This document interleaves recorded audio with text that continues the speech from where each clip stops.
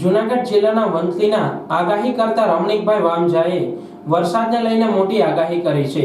તેઓ ખગોળ વિજ્ઞાન અને ભડલી વાક્યોના આધારે વરસાદની આગાહી કરે છે। શિવરાત્રી અને હોળી જેવા તહેવારોના દિવસોમાં વાતાવરણ અને પવનની દિશાને આધારે આગાહી કરે છે। વાતાવરણના નક્ષત્રો અખાત્રીજના પવન અને ચૈત્રી દનિયાને આધારે અનુમાન લગાવે છે। ચાલુ વર્ષે સારા વરસાદની આગાહી કરી છે, જેમાં વર્ષ સારું જશે, રાજા અને પ્રજા સુખી થાય તેવા વર્તારા જોવા મળે છે। ચાલુ વર્ષે ગરમીનું પ્રમાણ વધશે, અનાજનું ઉત્પાદન સારું થશે, પરંતુ પશુઓ માટે ઘાસચારાને લઈને ખેડૂતોને ચિંતા રહે તેવી સંભાવના છે। સપ્ટેમ્બર મહિનામાં હાથિયા નક્ષત્રમાં વરસાદ રહેશે અને નવરાત્રીમાં વરસાદ થવાની પણ સંભાવના છે। એકંદર વર્ષ સારું રહેશે તેવું જણાવી રહ્યા છે। દ્વારકા દયા અને મા ઉમિયા માતાની સોમનાથ મહાદેવ કે મારું નામ વામજા રમણીકભાઈ ડાયભાઈ વંથલી સોરઠ જિલ્લો જુનાગઢ। આજે ખગોળ વિજ્ઞાનના આધારે ભડલી વાક્યના આધારે મારા બાપુજી ડાય બાપા અને વંથલીના સુકાબા ભાઈઓએ મને વરસાદની આગાહીની પદ્ધતિ મને શીખવાડે છે અને ખેડૂતને હું એક શીખવાડું। હું એક સામાન્ય ખેડૂતનો દીકરો છું અને હું એક સામાન્ય નોકરી કરી મારું ગુજરાન ચલાવું છું। વરસાદની આગાહી પદ્ધતિ હું 22 મુદ્દાઓ પર વરસાદની આગાહી આપું છું। જુનાગઢ વરસાદ મિનલનો સભ્ય છું, રાજકોટ કોમેડી વર્ગનો સભ્ય છું। મેં ઘણા લોકોને વરસાદની આગાહી શીખવાડે છે જે મને યાદ કરશે। વરસાદની આગાહી કે આપણે જે હાથિયા નક્ષત્ર દિવાળી પહેલાં હાથિયા નક્ષત્રની અંદર વરસાદ થાય, જ્યારે વરસ સારું જાય એટલે આ વખતે પણ વરસાદ સારું છે।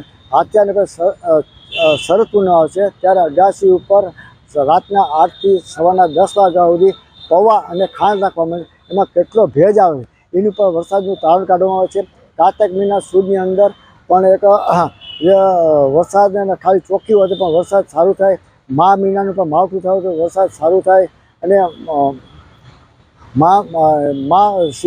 શિવરાત્રિનું પણ વરસાદ વાતાવરણ હોવાથી એટલે વરસ સારું જાય। અને હોળીના પવનની અંદર ફાગણ સુદ હોળીના પવનની દિવસે જે 96 મિનિટ જોવાની પદ્ધતિ છે, સૂર્ય ભગવાન હાથને ત્યાંથી 96 મિનિટ જોવાની હોય છે। હોળીનું પવન એક ખુલ્લા પટની અંદર વંથલી એક જાઉં છું અને સાતલપુર ધારે જાઉં છું અને જે હોળીનો પવન પશ્ચિમમાંથી પૂર્વ માર્ગે છે, નેરુમાંથી વાયુ માર્ગે છે અને ઉત્તરમાં દક્ષિણ હોળીના પવન પણ એક સારો હોવાથી અને હોળીનો પવન 10 મિનિટ ઊંચો જવાથી રાજા પ્રજા સુખ શાંતિ સુઈ શકે અને હોળીના પવનના આધારે વરસ સારું જાય છે। ને અખાત્રીનો પવન એક 96 મિનિટે જોવાની પદ્ધતિ હોય છે, જે સૂર્ય ભગવાન ઉગે ત્યાંથી એટલે 4 ને 5 થી 6 ને 11 મિનિટે 96 મિનિટ પદ્ધતિઓ હોવાની છે।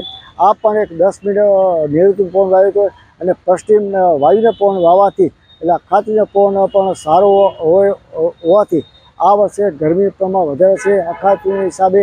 અને અખાત્રી બપોરે 12 વાગ્યાથી 5 વાગ્યા વાદળા હોવાથી અનાજ પાક ઉત્પાદન સારું છે। અને ભડલી વાક્યને ખગોળ જાણે 4 સ્તંભ ચૈત્ર વૈશાખ જેઠ પહેલવાના દિવસે પહેલવાના દિવસે ભરણી નક્ષત્ર હોવું જોઈએ પણ એટલે કૃતિકા નક્ષત્ર દિવસનું છે એટલે ઘાસચારાનો બગાડ વધારે છે, કારણ કે પાછળ વરસાદ અતિ ભારે થશે। જે હાથિયા નક્ષત્રમાં તારીખ 26/9 હાથિયા નક્ષત્ર બેસે એટલે નોરતામાં પણ વરસાદ થશે અને પાક પાણી પણ નુકસાન છે।